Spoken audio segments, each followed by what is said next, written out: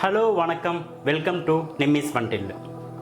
நிம்மிஸ் வண்டல் தங்களை அன்புடன் வரவேற்கிறது.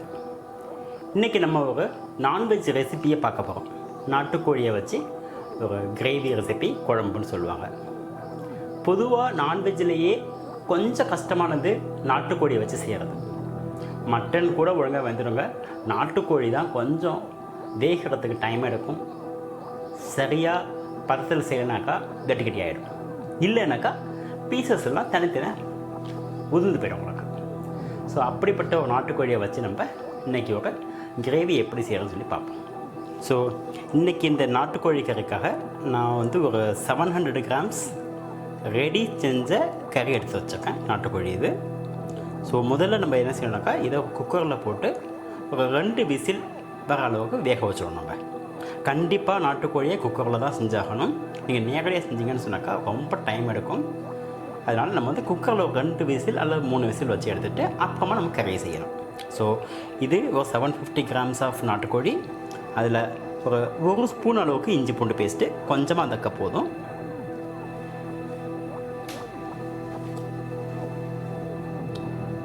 கொஞ்சமாக மஞ்சள் தூள், ஒரு அரை ஸ்பூனுக்கு மிளகாத்தூள், வரமிளகாத்தூள்.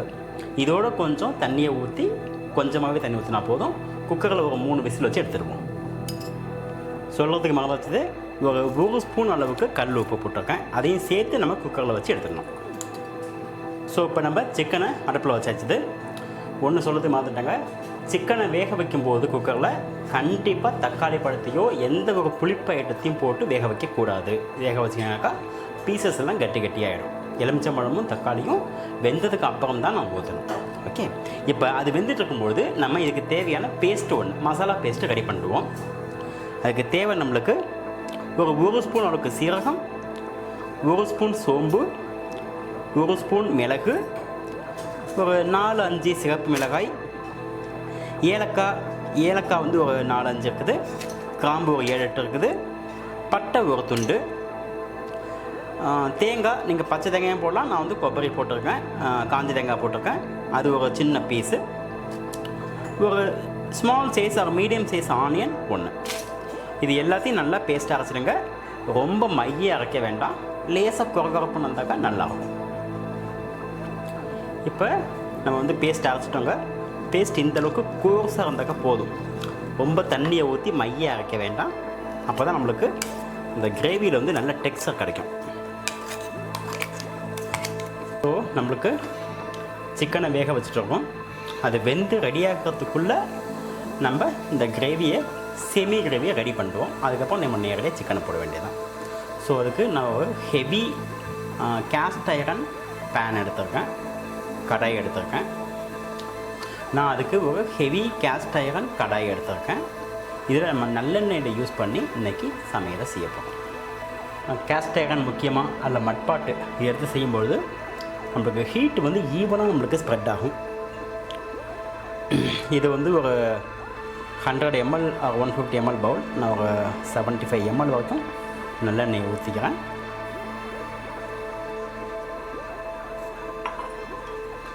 நம்ம முதல்ல போட வேண்டியது மசாலா ஐட்டங்கள் என்னென்னு பார்த்துருவோமா.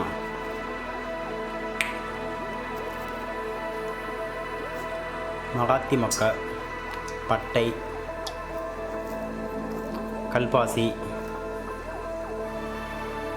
ஏலக்காய், கிராம்பு, இவ்வளோ தாங்க. லேசாக ஃப்ரை ஆனோடனே அடுத்து வெங்காயத்தை போட்டலாம். லேசாக ஃப்ரை ஆகிடுச்சிது. பச்சை மிளகாய் ஒரு 3 எடுத்துருக்கேன். இது ஒன்லி ஃபார் ஃப்ளேவர்.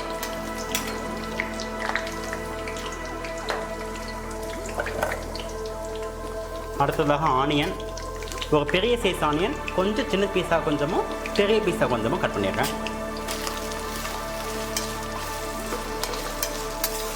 இந்த ஆனியன் நல்ல பொன்னிறமாக வரணும், அந்த அளவுக்கு நம்ம வறுத்துக்கலாம்.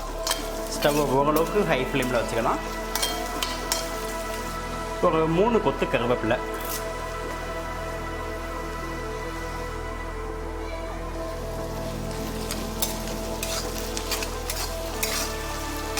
இதை மூடியை போட்டு மூடி வச்சிட்டோம்னாக்கா நல்லா வெந்துடும்.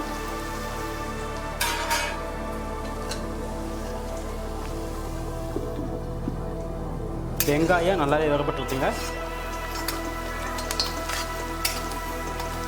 அடுத்ததாக நம்ம செய்ய வேண்டியது இஞ்சி பூண்டு பேஸ்ட்டு. இது இந்த பச்சை வாசம் போகிற அளவுக்கு நம்ம வறுத்துடுவோம். வறுத்துட்டு தக்காளியை போட்டுடலாம்.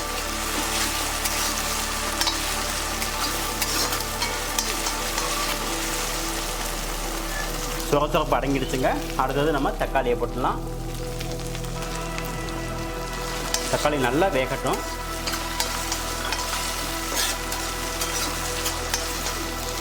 நல்ல மைய பேஸ்ட் ஆக்குதுங்க. அடுத்ததாக நம்ம வேக வச்சிருக்க சிக்கனை போட்டுடலாம்.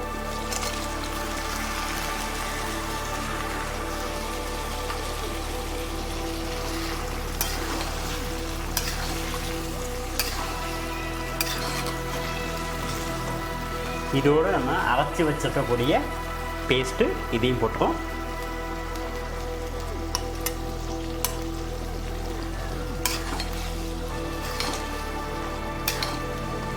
கொஞ்சமாக மிளகாத்தூள். நம்ம ஆரம்பத்தில் நிறையா போட்டோம். உங்களுக்கு டேஸ்ட் அந்த மாதிரி மாற்றி வச்சுக்கோங்க. கொஞ்சமாக மஞ்சள் தூள். ஒரு ஸ்பூன் அளவுக்கு மல்லித்தூள். எல்லாத்தையும் போட்டு மிக்ஸ் பண்ணிவிட்டு மூடி வச்சிடலாம்.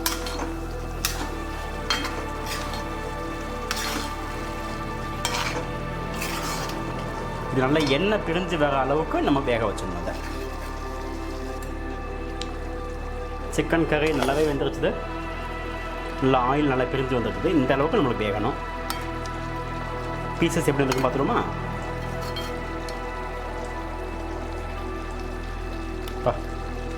நல்லா சாஃப்டாக வெந்துருக்குது. நம்ம இந்த மாதிரி ஹெவி பாட்டம் கடாயை வச்சோம்னு சொன்னாக்கா இந்த அளவுக்கு நம்மளுக்கு சிக்கன் பீஸ் சாஃப்டாக வெந்துடும்.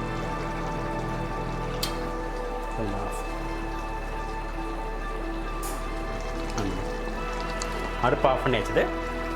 இதுக்கு மேலே கொத்தமல்லி, கருவேப்பிலை, கொத்தமல்லி, புதினா இதை போட்டோம்னாக்கா கார்னிஷிங் பண்ணி நம்ம சிக்கன் கறி ரெடி ஆகிடுச்சுன்னு அர்த்தம்.